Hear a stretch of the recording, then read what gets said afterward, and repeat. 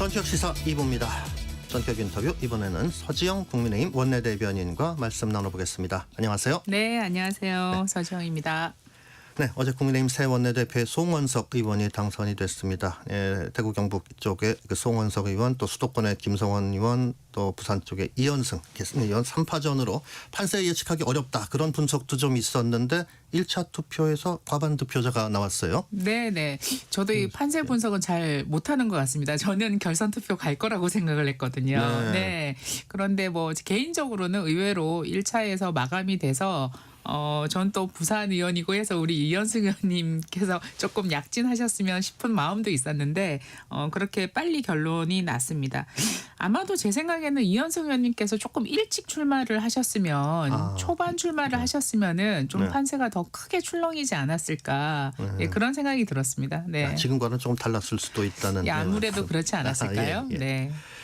지금 송원석 신임 원내대표가 이제 친윤계로 이제 보는 분들이 좀 많고, 또 이제 대구 경북 지역구를 두고 계시고 그래가지고 좀 당이 추구하는 변화하고 좀 멀어지는 거 아니냐, 그렇게 보는 시각도 있는데 어떻게 보십니까? 뭐 송원석 신임 대표께서는 이제 경제관료 출신이십니다. 네. 전문가로서 이제 당에 출마를 하시게 되고 쭉 정치를 해오셨고요. 지금도 아마 기재위원장을 하셨던 걸로 알고 있습니다. 경제 정책 전문가라고 할 수 있죠. 그래서 뭐 어떤 계파의 이제 프레임을 씌우는 건 좀 적절하지 않은 것 같고요. 실제로 뭐 지난 총선에서도 용산 대통령실 출신 인사와 아주 치열하게 경선을 하셨거든요. 예. 네. 그래서 뭐 딱 그 개인을 뭐 어떤 특정 계파라고 얘기하기는 좀 어려울 것 같고, 그리고 또 TK 출신 국회의원이라고 해서 다 친윤인 것도 아니고요. 그렇게 프레이밍하는 건 이제는 그 뭐 탄핵도 끝났고 대선도 끝난 마당에서 그런 프레이밍은 좀 적절하지 않은 것 같습니다. 경제 정책 전문가로서 이번에는 이제 또 국회 운영, 우리 야당 운영에 이제 그 선봉장이 됐다, 이렇게 평가할 수 있는 거죠. 네. 그렇군요. 네, 송원석 원내대표가 당선 소감에서 이제 변화와 쇄신을 통해서 국민 마음을 얻도록 최선을 다하겠다라고 했습니다. 개혁을 통해서 이제 변화된 모습을 보여줌으로 해서 이제 신뢰를 다시 얻겠다 그랬는데, 개혁을 통한 개혁, 우선 과제는 뭐라고 보십니까?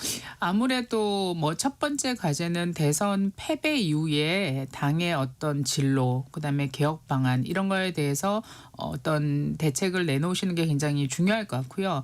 그러기 위해서는 이제 통합과 쇄신에 먼저 1차적인 방점을 두실 것 같고, 그다음에 또 원내대표로서의 역할은 어디까지나 이제 우리가 뭐 소수 야당이기 때문에 대여 투쟁을 어떤 방식으로 할 것인가, 그리고 여당과의 관계를 어떻게 이끌어 나갈 것인가, 이런 부분이 가장 큰 역할과 소임이 될 거라고 생각합니다. 역대 어느 야당보다도 힘든 상황이죠. 예, 그래서 그런 힘든 과제를 짊어지고 계시기 때문에 아마 송원석 신임 원내대표께서는 어제 잠깐 기분 좋으시고 오늘부터 힘드실 겁니다. 네. 힘드실 텐데 힘드실 분을 도와서 같이 일할 원내대표단 구성이 좀 돼야 되겠죠? 네. 이제 바로 이어질까요? 네. 어떻게 보십니까? 아마 뭐 곧 오늘 내일 발표를 하지 않겠습니까? 여러 가지 구상을 많이 하신 걸로 알고 있고, 그 이제 원내 수석을 이제 여러 번 복수의 원내 수석을 두시고 이제 역할을 부여하시겠다. 이거는 굉장히 원내 대표 후보자들이 공통된 생각이셨어요. 이제 새로운 방식인데요. 그런 걸 포함해서 조금 고민을 하실 것 같고요. 뭐 저도 직전 원내 대변인인데 이제 오늘 내일까지가 아닐까 그렇게 생각하고 있습니다. 그래도 네네. 그러면 이제 부대표를 이제 또 이제 구성을 하실 적에도 뭐 성향이나 지역 이런 걸 좀 안배를 좀 아무래도 원래 원내 부대표 구성할 때는 지역별로 항상 다 원내 부대표로 구성을 합니다. 그렇게 하고요. 그다음에 여러 가지 이제 그 통합적인 부분들도 통합과 소통을 고려를 하셔야 되기 때문에 그런 부분에 방점을 두고 인선을 하시지 않으실까, 이렇게 생각을 하고 있습니다. 네. 지금 그 당내 어떤 그 조직 내부의 어떤 그 리더십 문제로 인해 가지고서 대여 투쟁에 대해서 뭐 효율적이지 못했다, 그런 평가들이 있는데, 앞으로 어떤 대여 관계 어떻게 보십니까?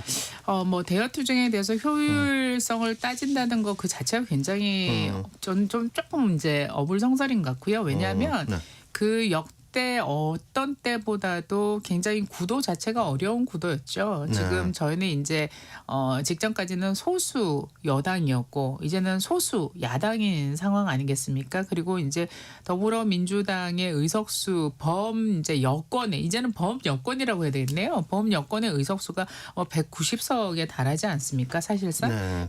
그리고 이제 정권까지 이제 더불어민주당 정권이 됐기 때문에 이러한 상황에서 저희들이 이제 앞으로 굉장히 어렵죠. 험로가 예상이 됩니다. 그런 상황에서 저희가 쇄신하고 또 개혁하고 성찰해 가면서 또 우리가 이제 여권을 견제해야 되는 그런 임무들을 가지고 있기 때문에 앞으로 저희가 굉장히 어려운 상황에 놓여 있는 것은 맞다. 그렇지만 또 국민들의 열망이 있고 또 그런 견제를 요구하는 그 많은 국민들의 또 요구가 있기 때문에 저희가 그것들을 잘 수용해서 저희가 앞으로 또 필요한 부분에 있어서 대통령과 이제 정부 여당을 견제해 나가는 그런 이제 전열을 갖추는 이제 시간이 필요할 것 같습니다. 네. 어제 의총 전에 김용태 비대위원장이 5대 개혁안을 좀 자신 제시했던 5대 개혁안을 좀 강조를 하면서 이걸 당원들을 대상으로 당원의 뜻을 물으면은 당원 여론조사를 실시하면은 결과가 어떻게 나오든 하여튼 본인은 물러나겠다 이런 얘기를 했어요. 이런 걸 제안한 그 내용에 대해서는 좀 어떻게 좀 보십니까? 김용태 위원장께서 저도 이렇게 쭉 지켜보면서 굉장히 고심이 깊으시고 그 당을 위한 충정으로 여러 가지 고민들을 굉장히 많이 하신 것 같습니다. 그 점에 대해서는 굉장히 높게 평가를 하고 싶고요. 그러나 이제 지금 당내에서 이제 원내대표 경선 과정에서 지금 송원석 대표께서도 혁신위원회를 꾸리겠다. 앞으로 네, 당 혁신을 위한 이제 기구를 꾸리겠다라는 얘기를 하셨고 여기에 대해서 다른 후보자들도 굉장히 공감하셨어요. 그래서 어떻게 보면 김용태 위원장께서 제시하는 5대 혁신안이랑 강론적으로 들어가면 여러 가지 찬성하는 분 또 반대하는 분도 계시고 또 장단점이 있습니다. 그 안들에 대해서는. 그래서 아마 김용태 위원장께서 제시한 안을 포함해서 굉장히 포괄적인 어떤 혁신 내용에 대해서 그리고 당의 진로에 대해서 논의하는 장이 좀 마련돼야 되지 않나 이런 거에 좀 대부분 공감을 느끼시는 것 같고요.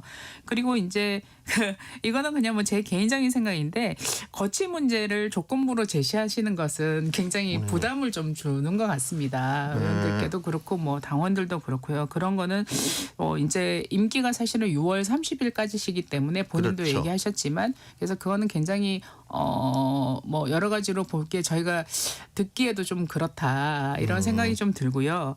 이게 거치와 연계되는 문제가는 전 될 수 없다고 생각합니다. 왜냐하면 앞으로 우리 당이 계속 가져가야 될 과제이기 때문에 네. 그 사이에 비대위원장의 거치와 이걸 연관짓는 거는 저는 지금 상황에서는 바람직하지 않다 이렇게 생각을 하고요. 그다음에 이제 우리가 방향성에 대해서 공감하는 분들이 굉장히 많지만 강론적으로 생각이 또 다양한 생각들을 가지고 있기 때문에 저는 비대위원장께서 제안하신 안을 포함해서 좀 폭넓은 혁신 논의가 되는 게 우리 당이 이 시대에 맞게 변화돼 가는 과정이 아닐까 이렇게 저는 개인적으로는 생각을 하고 있습니다. 네. 그러니까 비대위원장은 당원들 생각이 어떤지 한번 좀 직접 알아보자. 그런 얘기를 좀 하신 것 같은데 송원내 대표는 이 김 위원장이 이렇게 쇄신하는 그런 취지에 대해서는 방향에는 또 동일한다고 그렇습니다. 하셨는데 네네네. 다만 이 혁신위를 언급을 하시면서 약간 이 여론조사 이 부분에 대해서는 좀 유보적인 그런 좀 태도를 좀 보이셨어요. 혁신위에서는 그럼 지금 말씀하신 것처럼 혁신위에서 그걸 어떤 모든 그런 과제들을 새로이 한번 다 같이 한번 논의하자 그렇게 지금 보시는 건가요? 혁신위를 어떤 방식으로 꾸릴지에 대해서는 이제 원내 대표님을 비롯해서 앞으로 이제 중론을 모아야 되겠죠. 중론을 모아야 될 것이고요. 여러 이제 의원님들을 비롯해서 이제 당협위원장님들이나 여러 의견들을 모아서 혁신위의 방향과 의제를 설정해 나가는 과정이 필요할 것 같습니다. 그렇게 돼야지 포괄적으로 당의 중론을 모으는 또 민주적으로 의사결정 과정을 거치는 그런 모양을 갖추게 될 것 같고요. 그래야지 앞으로 혁신위원회에서도 어떤 안을 다루고 결과를 발표하고 그것을 당무에 적용을 해갈 때 훨씬 더 설득력을 가지고 되고 또 힘을 받지 않겠나 이렇게 생각을 합니다. 그래서 앞으로의 이제 과제가 되겠죠. 그러나 이것 역시 송원석 원내대표께서 제안하시고 또 다른 원내대표 후보자들도 공감하신 거지만 원내대표 혼자서 해 가실 수 있는 있는 문제는 아니라고 생각합니다. 원내대표 혼자서 결정하실 수 있는 문제는 아니기 때문에 그러한 논의의 과정을 거쳐야 된다는 생각이 들고요. 그다음에 저는 개인적으로는 그렇습니다. 이런 혁신 과제가 누가 뭐 개인이 혁신 과제를 내놓고 이걸 수용하지 않느냐 이렇게 물어가지고 될 일이 아니고요.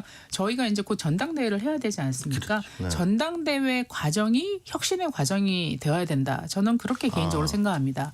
전당대회 과정에서 이제 뭐 당 대표로 나오시는 분들이 어떤 혁신 의제를 가지고 나오시느냐.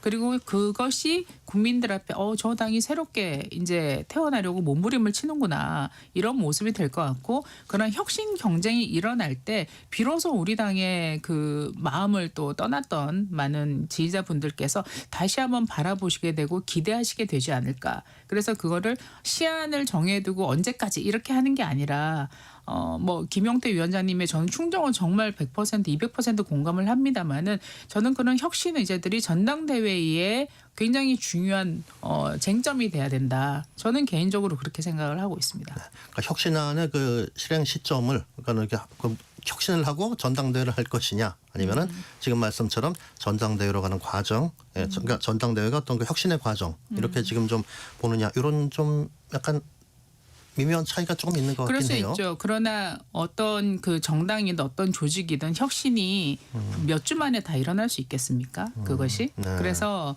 그 굉장히 우리가 이게 뭐 단숨에 뭔가를 한다고 할 때는 항상 오류가 생길 수 있고 부작용이 생길 수 있다고 생각합니다.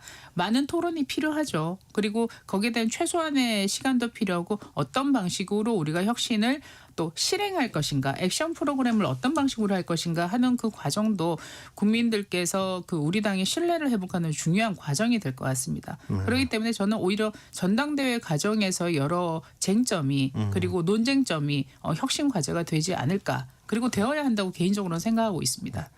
지금 비대위 지금 뭐 활동 기간 지금 6월 말 아니에요? 그 비대위원장 임기는 네네. 그래서 비대위 활동 기간 뭐 연장 여부 또 이 전당대회 일정 요 부분에 대해서는 그러면은 조금 다르게 좀 보시는 건가요? 그럼 어떠세요?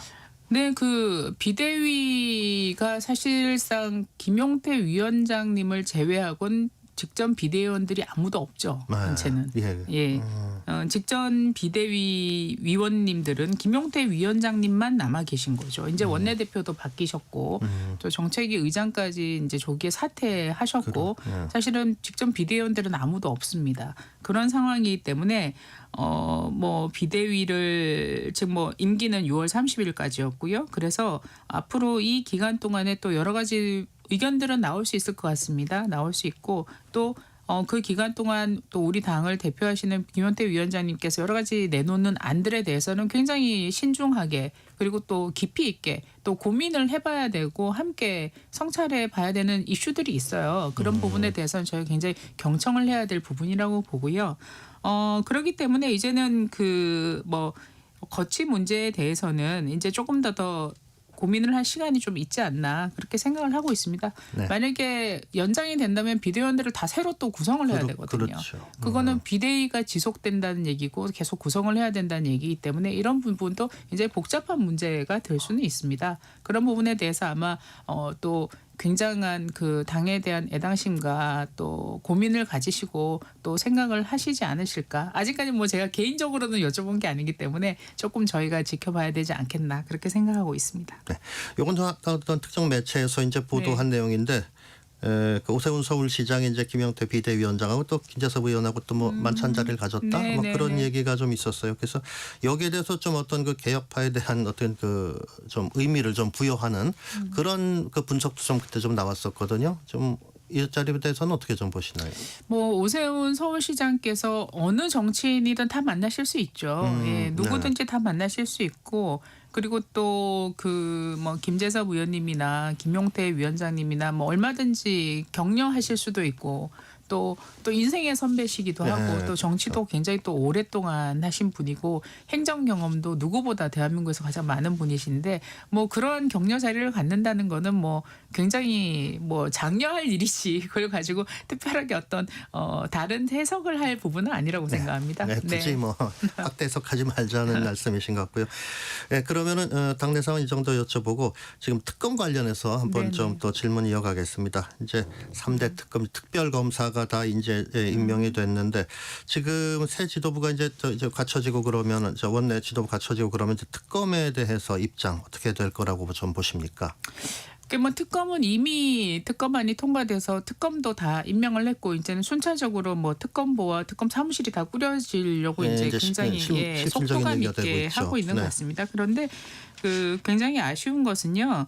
이재명 정부의 1호 법안이 3특검이에요. 그렇죠. 그래서 이거는 굉장히 저는 이러리라고 예상은 하지 못했습니다. 왜냐하면 그 정부가 출범을 하게 되면 사실은 이제 민생 현안이라든지 뭐 국가적인 뭐 의제라든지 아니면은 글로벌 의제라든지 이런 것들에 대해서 그 정부가 나아갈 방향에 대해서 또 국민들이 굉장히 국민의 삶과 맞닿아 있는 문제에 대해서 굉장히 그런 참신한 어떤 그런 법안이나 의제들을 가지고 1호 법안으로 삼지 않을까.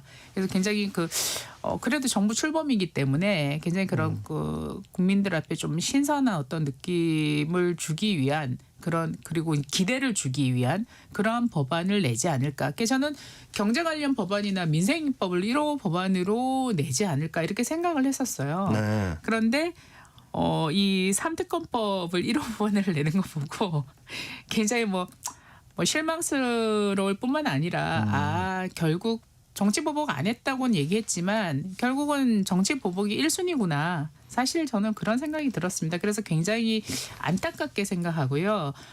그것이 모르겠습니다만 이제 더불어민주당의 소위 말하는 뭐 민주 진보 진영이라고는 합니다만은 그분들의 뜻을 관철시키는 게 우선 목표였지 않나. 그래서 국민 전체의 모두의 대통령이 되겠다고 하셨는데 사실은 지지자들의 대통령으로 출발을 하셨다. 저는 그런 생각이 들어서 굉장히 안타깝게 생각합니다. 그리고 이 특검 법안에 대해서 계속 거부권을 행사했었죠. 그렇죠. 지난 정부에서. 그 거부권을 행사한 거는 특검 법안이 굉장히 합리적이고 그다음에 이제 설득력이 있는 법안이었으면 또 상당히 우리 당 의원들도 동조할 수 있었어요. 그런데 이 특검 법안의 내용을 살펴보면 여기에 인지된 모든 것들에 대해서 인지수사를 할 수 있도록 되어 있습니다. 네. 여기는 모든 특검 지금 3개 특검 내용이 다 그렇습니다. 그러니까 수사의 범위가 무한대예요. 사전에 정해져 있지 않다는. 네. 그래서 뭐 내란 특검이든 김건희 특검이든 뭐 최상병 특검이든 간에 특히 내란 특검 같은 경우는 수사 범위가 거의 무한대고 누구를 대상으로 수사할지를 모릅니다. 그래서 이건 뭐냐. 그 대선 과정에서 민주당에서 민주파출소 같은 걸 만들었죠. 그러니까 카카오톡 같은 경우에 그 민주당을 비난하는 카카오톡 내용이 있으면 신고하라고 했지 않습니까? 네. 그러면 일반 국민도 수사 대상이 될 수 있어요. 일반 국민들과 그것만은 저희는 진짜 안 된다라고 생각을 했던 거거든요. 예. 그래서 이런 부분이 걸면 걸리는 식으로 모든 것을 수사에 다 집어넣을 수 있다. 그런 것들은 지금 굉장히 통합이라든지 뭐 국정 안정이라든지 대한민국 국민 모두의 대통령이 되겠다. 이러한 새 정부의 취지와는 굉장히 다르다. 겉으로 얘기하는 것과 속내가 굉장히 다르다. 이런 생각이 들고요. 그리고 특검의 구성도 그렇습니다. 지금 3특검에 파견되는 검사만 120명이에요. 서울중앙지검 전체 검사가 한 120명 정도 됩니다. 그래서 검찰청은 쪼개겠다고 얘기하면서 사실은 과거 이제 야당이죠. 야당과 관련된 전 정부와 관련된 수사에는 모든 검찰을 다 동원시키는 것이고 이재명 대통령 전 여러 가지 혐의들이 좀 있었죠. 민주당을 향한 모든 수사는 사실은 다 멈추고 재판도 다 멈추게 하는 거 아닙니까?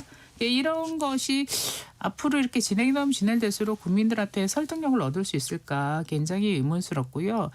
특검 규모도 아마 파견되는 인력들이 다 합치면 500명, 600명 정도 되고 그다음에 특검에 들어가는 돈도 사실은 세금도 제가 알기로는 거의 155억, 300억, 한 400억 가까이 400억 내지 500억 정도 되는 걸로 알고 있습니다. 과연 이렇게 집권당에서 특검을 추진하는 예는 많지 않거든요. 그래서 집권당은 모든 공권력을 다 가지고 있지 않습니까? 그러나 예외적이고 보충적으로 적용돼야 되는 특검을 이렇게 정부 초부터 만들어서 사정정국을 만든다는 게 이게 과연 그 국민 모두의 정부가 되겠다는 그런 캐치프레이즈와는 굉장히 상충된다. 저는 그렇게 생각을 하고 있습니다. 네. 자, 그럼 이제 민주당 관련해 가지고 좀 당과의 좀 상황 관련해서 한번 여쭤보겠습니다. 민주당에서 김병기 원내대표 체제가 이제 출범을 했습니다. 좀 여야 간의 대화나 또 이 협치 이 부분 좀 바라는 국민들 많이 계신데 가능성 어떻게 보십니까? 글쎄요, 이제 새로운 원내대표께서 양당이 이제 고루 새롭게 구성이 되셨기 때문에 이제 새로운 분들이 좀 새로운 그 모델을 좀 만드셨으면 좋겠다라는 생각이 들고요. 그 이전에 박찬대 원내대표셨죠. 네. 박찬대 원내대표께서는 제가 아직도 똑똑히 기억하는 게 권성동 원내대표가 선출되고 예방을 이제 나중에 선출되는 분들이 보통 예방을 하러 가거든요. 아, 예. 거절했어요. 안 만나겠다고 그러셨어요. 인사드리러 간다고 했는데도. 안 와도 된다고 하신 거예요. 그리고 권성동 원내대표 같은 선수도 훨씬 높고 다시 이제 연세도 훨씬 많으시고 뭐 국회에서는 선배 아니시겠습니까? 그러나 그 후임 이제 나중에 뽑힌 원내대표니까 인사를 드리러 가겠다고 했는데 거절을 했죠. 그런 모양에서는 이제 좀 달라져야 되지 않나. 그리고 이제 김병기 신임 원내대표는 어쨌든 이제는 거대 여당의 집권당 원내대표 아니시겠습니까? 네. 그래서 그 거대 여당의 집권당 원내대표의 격에 맞게 좀 통 큰 정치를 해 주셨으면 좋겠다. 이런 생각이 들고요. 또 하나 제가 좀 주문 드리고 싶은 거는 뭐냐면 우리 당도 굉장히 그 여러 가지 수렁에 빠졌던 게 뭐냐면 그 소위 말하는 당과 대통령실과의 관계 이런 부분에서 굉장히 어떤 부족한 점이 많았고 그런 의사소통 과정에서 굉장히 일방적으로 이루어지는 여러 가지 소통들 여기에 대해서는 굉장한 반성과 성찰이 필요하죠. 항상 여당일 때마다 있었던 거는 뭐 소위 이제 청와대 시절 당청 관계의 문제점을 늘 지적을 하고 또 늘 그게 또 문제가 많이 됐었습니다. 갈등이 컸었고요. 항상 여당의 모든 갈등은 그런 데서 나오기도 했거든요. 그러나 한편으로 봤을 때는 그 대통령실과 정부 여당의 관계는 굉장히 건강한 긴장 관계가 되어야 됩니다. 그렇기 때문에 당은 당으로서의 역할을 해야 돼요. 근데 김병기 원내대표께서 제가 그 뭐 아침에 모두 말씀하시면 깜짝 놀랐어요. 정부를 강력하게 뒷받침하는 불침해 항공모함이 되겠다. 이게 무슨 얘기입니까? 불침해 항공모함. 이거는 사실은 수평적 당정 관계는 그냥 아예 없는 것이고 뭐 소통 뭐 이런 게 아니고 종속적 당정 관계를 선언하신 거라고 생각해요. 선제적으로. 그래서 이 불침해 항공모함 이런 거는 조금 한번 재고해 주십사 하는 그 말씀을 드리고 싶고요. 이게 또 원내 지도부가 이렇게 뭐 대통령실의 호위 부대가 되겠다는 선언 아니겠습니까? 이런 건 좀 부적절하지 않나. 그래서 그 집권당의 위상에 맞게 집권당 원내대표로서 그 국회 운영을 새로운 방식으로 이제 통합하고 화해하고 그리고 건강하게 여야가 협치할 수 있는 그러한 새로운 모델을 만들어 나가 주셨으면 좋겠다라는 그런 기대와 희망을 아직은 가지고 있습니다. 네. 김병기 그 민주당 그 원내대표가 뭐 여야 만남을 정례화하자 뭐 그런 얘기도 했다고 그러는데 자주 만나면은 좀 당연히 그래야 되지 않겠습니까? 네. 문전박 때는 이제 안 하시겠죠. 그렇게 얘기하시는 거 보니까. 네. 지금 그 상법 개정을 민주당에서는 상당히 그 비중 있게 지금 그 처리하겠다고 일단 1호 과제로 지금 꼽고 있거든요. 국민의힘에서는 여기에 대해서는 생각이 좀 어떠신가요? 일단 상법 개정이 1호 과제는 아니죠. 이제 특검이 1호 과제였죠. 그런가요? 상법 개정이 특검에 밀린 거죠. 그렇게 보고요. 그러나 상법 개정은 뭐 당연히 그 소액 주주들을 보호한다라는 그 목표 방향에는 충분히 100% 공감을 합니다. 그렇지만 지금 상법 개정안의 면면을 뜯어보면은 이제 주주 충실 의무 때문에 굉장히 가장 큰 쟁점이 되는 거죠.